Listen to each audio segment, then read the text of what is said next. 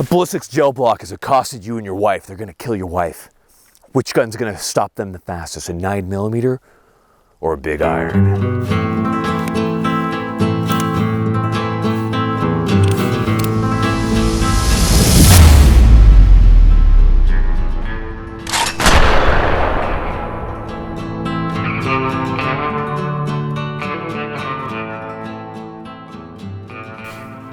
Hola, didn't see you there.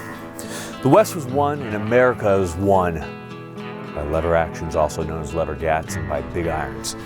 With modern day technology, big irons have gotten even bigger with 44 Magnums. Now, the 44 Magnum in the 60s was one of the most powerful handgun cartridges in the world. Of course, it has been eclipsed now, but the bigger question is there still a place for big irons in a world of plastic fantastics? Today on Grand Thumb, we figure it out. Now, before we get into it, we have to thank our sponsors. A big thank you to Brownells. Thank you, Brownells, very base. We, of course, can't forget the USCCA and, of course, Zydax Computers sponsoring our gaming channel. And finally, don't forget the Patreon. Micah? Patreon's busting. Patreon's busting. It's everything I don't want you to see, posted by my cameraman, and all questions answered by me. Get in there, support the channel. We want to give a big thank you to the sponsor of this particular video, which is Let's Get Checked. Now, here's a question for you. Are you the man that your father was, or that your father figure was? Since the 1980s, testosterone levels have been dropping about a point per year for everyone. So if you took when your father was born, let's say it was 30 years ago, and compare you guys age for age, let's say you're both 30, of course he was 30 a little bit ago, your testosterone could be as much as 30% lower. Absolute travesty. Now, of course, low testosterone can have a lot of effects on anything from losing your muscle mass, of course we don't want that, to having a low drive, to just affecting your mood and just making you not a pleasant person to be around. Now, of course, as you get older, your testosterone levels do drop. In any case, let's talk about today's sponsor, Let's Get Checked. They are worldwide leaders in at-home testing kits. You can test your testosterone from the comfort of your home. It will arrive in discreet packaging. Once your sample arrives at the laboratory, it takes about 2 to 5 days to get those results back. Now, a doctor will review your results, and if you have low testosterone, they're gonna go ahead and they're gonna give you a call and discuss the available options to you. Now, these laboratories are CLIA and CAP accredited, which is the highest certification that you can get, so they are safe and good to go. So if you want to get your hormone levels checked from the comfort of your home, go and click the description. 30% off. A big thank you to Let's Get Checked. Give them a big thank you. Click that link. Ladies and gentlemen, let's get back to 44 Magnum Desperado shooting. Ladies and gentlemen, often forgotten, most certainly not by me, small irons. It's okay if you're a small iron. Welcome to the channel. Today, we're going to be directly comparing 44 Magnums and big irons versus more modern handguns. In this case, we have a Glock 17. They will be put through a series of scenarios to see which caliber is superior and to finally answer the question, does the big iron still have a place? Now, if you come in here close, Micah, let's take a look at these two rounds. So right here, we have our typical 9mm hollow point, very respectable, nice guy round right there, right? Then we have the guy she told you not to worry about. So obviously there is a large size difference between these two. There is also a very large recoil difference between these two. Now, a Glock 17 will carry 17 rounds with a standard magazine and much more if you put a stendo on there. With a revolver, you are limited to either 5 or 6 rounds on 44 Magnum. So there is certainly that problem when it comes to the amount of ammunition that you can hold. But the question is, will it matter in our upcoming scenarios? Stay tuned to find out. Scenario 1. Ballistics gelatin has accosted you and your wife. They're about to kill your wife. Which round will work best to stop ballistics gelatin? So, we have our Glock 17 here, a Speer Gold Dot, proven performer, and we have our Smith & Wesson 629 with 44 Magnum, and it's going to be the Buffalo Bore plus P+. Let's see what happens.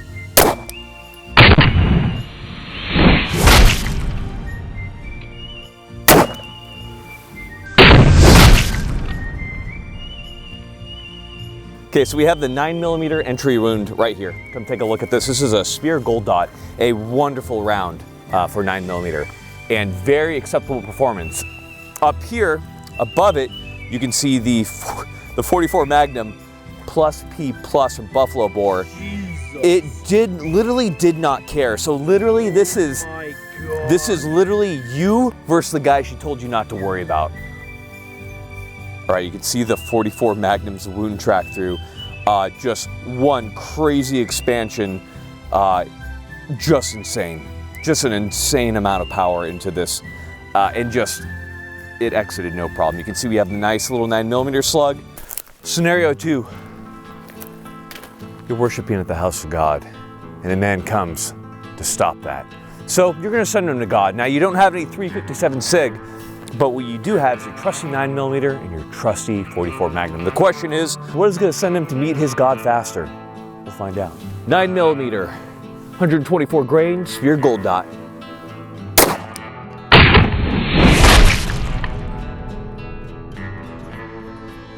Well, this man's paying a visit with his God. He's certainly not getting back up. The 9mm is clearly an effective round, and clearly, first off, I surprised myself with my accuracy straight through the eye. Just perfect shot, and as you can see, it exited clean out the skull, and that brain is mush. This man is dead.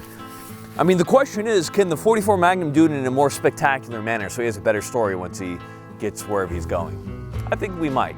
Let's try it out.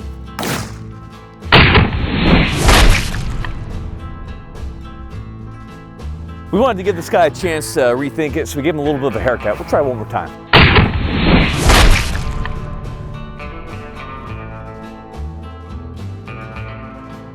Well, just call us the Ghostbusters over here. So we have physically removed not just the brain, but the soul as well, as far as I can tell. So he's certainly there in an expedient manner. Now, between the 9mm and the 45, which is better?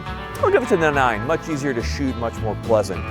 That being said, the urgency with which the 44 Magnum removed this ballistic gelhead's soul was terrifying. Scenario 3. You've probably not recycled cardboard, and they're coming back to get you now. You're presented with 3 cardboard assailants here to end your life. The question is, which weapon will prevail, the 9mm or the 44 Magnum, in terms of speed and precision, which is also based on my speed and precision. We have a shot timer right here, 9mm, spear gold dot, full-on defensive ammunition for both weapons, and we're going to be testing the speed at which we can do this. So, let's try it out.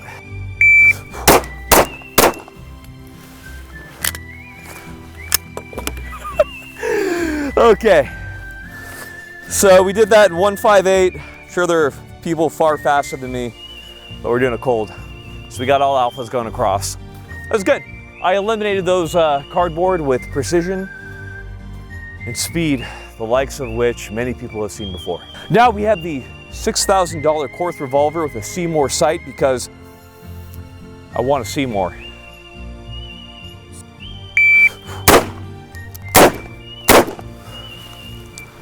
All right, let's check that guy out. So, I don't shoot revolvers nearly as much, but that was a good time. Center punched it. A little low, still alpha. And we did that in 253 with significantly more power. Now, that being said, these are all good A-zone hits. So those hits with the 9mm were also deadly. That being said, the 45, the big iron more specifically, as we know, completely evacuates the soul from the body. So I'm gonna give it to the big iron. Scenario 4, the Yakuza found you. The question is, how quickly can you take out these bandits before they take you out? A classic spin on the Old West tale. All right, start with 9mm spear gold dot, here we go. Well, as you can see, no shots needed. All right, let's check that out. So we did a 143 on that. Good center mass hit on our man wearing DCU, that's a vibe. And then straight through the CNS on our Yakuza member.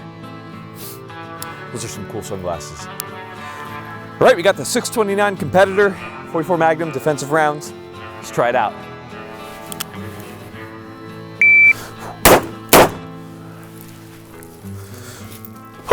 We pulled off a 132 on that one because I'd probably done the drill already once, but that was a fast revolver right there. I like that thing. That was quick, dude. So that's 44 Magnum.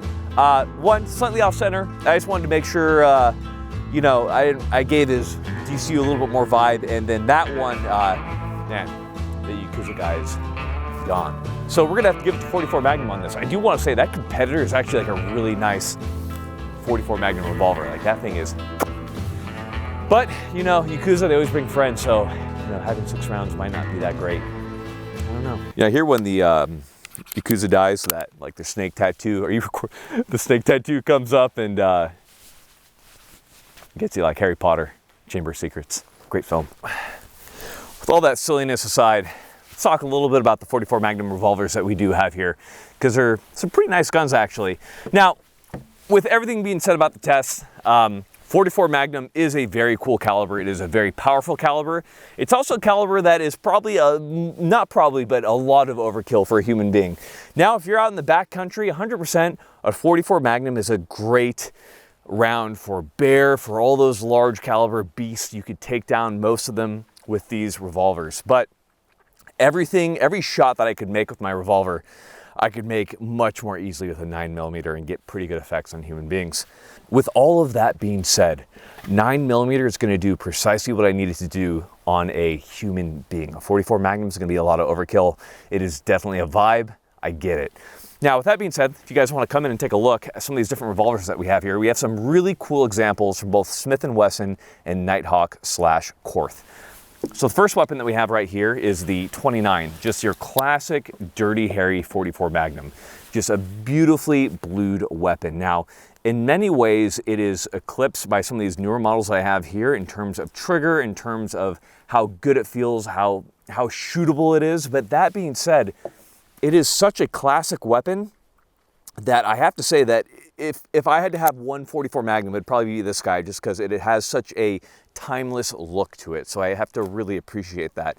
Now, you have to notice that compared to these other pistols that we have right here, that it does not have the weights on the bottom. So you're gonna feel the recoil from the 44 Magnum a little bit more, but that being said, it is a very shootable handgun and it is very fun to do. Now, before we go anywhere, I do wanna show you the trigger pull on this particular guy. So go ahead and clear, make sure that we're good. And let's go ahead and let's try the single action, the double action. So first off, I have to say that the hammer on this 29 is gorgeous.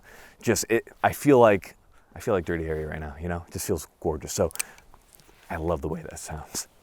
All right, so feeling into that trigger right there, we have no play, putting pressure into it, about 2, 3, 4 pounds maybe, and that is a beautiful trigger pull. Let's try that one more time. As you can see, you have like no trigger pull, and that's pretty typical of many revolvers out there, just having beautiful triggers. Now, double action pull is still pretty good. Let's go ahead and try it out, because you're gonna be firing most of your shots double action. So we have about a solid, about 8, 10-ish pound pull.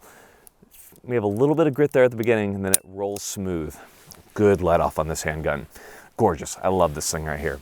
Let's move over to the competitor. So this is a 629. These are gorgeous, gorgeous weapons as well, satin finish. And what I really like about this one is that the weights, I get it, like why do you need weights? But man, it really makes for a very shootable revolver. The sights, just like the 29, are wonderful, and of course you can mount optics on it. Now, if we come down over here and take a look at the release and everything, much like the 29, but just a little bit smoother. Again, it's a little carboned up right now, but it feels really good. Let's go ahead and compare the trigger on this guy right here. So we thumb that hammer back, and again, a slightly thinner hammer than the Model 29. So starting from that, let's go double check that one more time. All right, feel into that trigger pull, putting about, it's maybe 2 pounds. Let's try that one more time. Gorgeous, wonderful. Let's try that double action pull. Very light, maybe 5 or 6 pounds. Just a little bit of take up right there as it engages the cylinders. Smooth let off, gorgeous. You gotta love revolvers, man. I know it's an antiquated technology, but they feel fun to shoot. Now, the one thing I do wanna mention about this as well is how comfortable this grip is to get up high on it and to be able to control the recoil. This is a wonderful, wonderful handgun right here. Now let's compare that to our most expensive revolver that we have here, which is the Korth. Now there's a lot that goes into the Korth that makes them incredibly expensive. It is our famously $6,000 revolver. One thing that you can say about it is it does cool off fast. So they do have these vents here on the barrel. It allows it to cool off. It doesn't get nearly as hot as the other revolvers. Then obviously we do have Picatinny down here if you want to mount a grenade launcher or whatever you want to do. Now in this case, we just have a weight on there to help control it, much like our competitor on our 629. Now what's cool is compared to these, it is a different release. It is a different mechanism compared to our Smith & Wessons. So to release a cylinder on this guy, what we're going to do is we have this little thumb release right here. And then that is a very, very smooth release right there. I can't explain how easy that is to pop that out. Like it just does it on its own. It is a very precisely machined revolver. Feels really excellent. So one thing that I do want to mention are speed bees. So these do allow you to really quickly reload your weapon. And I think that they are pretty cool. So there are quick ways, of course, to reload your revolver. And speed bees are kind of it for me. A lot of competitors use them. They fuck pretty hard. Compared to the fit and finish of the Smith & Wesson, you can certainly tell a difference in the Korth. In every aspect, it does feel smoother and just more precisely machined. Now, is it worth the extra $4,000? I don't quite think so. But one thing that we can say is the trigger is phenomenal. So we're gonna go ahead and we're gonna go set trigger, try that single action and see how it feels. It feels wonderful. Just listen to that one more time. Smooth, all right. Feel that let off? It didn't even move. That was maybe a pound or less. Let's try that one more time. Let's really focus on it. One more time. That's ridiculous. That was a ridiculous single action trigger. Let's try that double action. Smooth. So that take up right there, you immediately hit your wall and you feel the pressure for about a 5-pound pull, but it is smooth compared to the 629. Let's try this guy right here. Definitely smoother and just a better feeling trigger compared to the, definitely the Korth is definitely a smoother feeling trigger compared to that. You know, here's the funny thing between these two. So obviously this one's kind of decked out and ridiculous. I love the look of the Korth, but as far as shootability is concerned, my favorite revolver is actually the 629. This is just a ridiculously fast and easy weapon to shoot. And I think it's mostly due to the rubberized grips and, oddly enough, the trigger. So let me explain myself really quick. The grips on the Korth are, they just need a little more grippiness to them because it's going to be easier to lose a handgun for me, especially as I'm firing these defensive loads. With the rubberized grip on the Smith & Wesson competitor, just really easy. And oddly enough, I find that with the way my hand is positioned on the Smith & Wesson competitor, that for me, it's actually easier to run the trigger quickly compared to the Korth. It's very similar, but when we're talking about thousands of dollars between the two, I don't really think that you can go wrong with Smith & Wesson. And to be clear, the Korth is a phenomenal revolver, just machined to absolute perfection. So you can't go wrong with either. If you're gonna be shooting a bunch, I would definitely say invest in the competitor or the Model 29 if you really wanna pull out those old school vibes and run with that. The point being, revolvers are fun. They're awesome. If you can get your hands on them because you have a little bit of extra cash, they are certainly worth it. Now, if you're in the defensive world and you just want to conceal carry a handgun, I think you can do much better with a lot less compared to a 44 Magnum, such as a 9mm or many other calibers. But they certainly are a vibe. Big iron is cool. I get it, America. So 100% endorse. Get yourself a 44 Magnum if you can afford one. They are fun, albeit expensive to shoot. But the thing about it, guys, is as cool as these handguns are, if you don't get training on them, if you don't train with them, you're still gonna suck. Make sure that you get training. Tons of great places to get training from. Haley Strategic, Pat McNamara, Cogworks, Bear Solutions. Get out there, get that training, and make sure that you make yourselves the weapons. Ladies and gentlemen, thank you so much for watching. We've got nothing else for you. Final thing for you guys, introspection. It's important, I believe, to take time out of your day where you reflect on yourself, both perhaps how you're acting to other people, how you are acting towards yourself, your own thoughts, and then that you logically look at this in order to better yourself as a person. So please, if there's anything I can tell you to do, that introspection, being introspective is going to help you refine yourself into a better person. Of course, with the help of your friends and family as you work to become a better man or a better woman.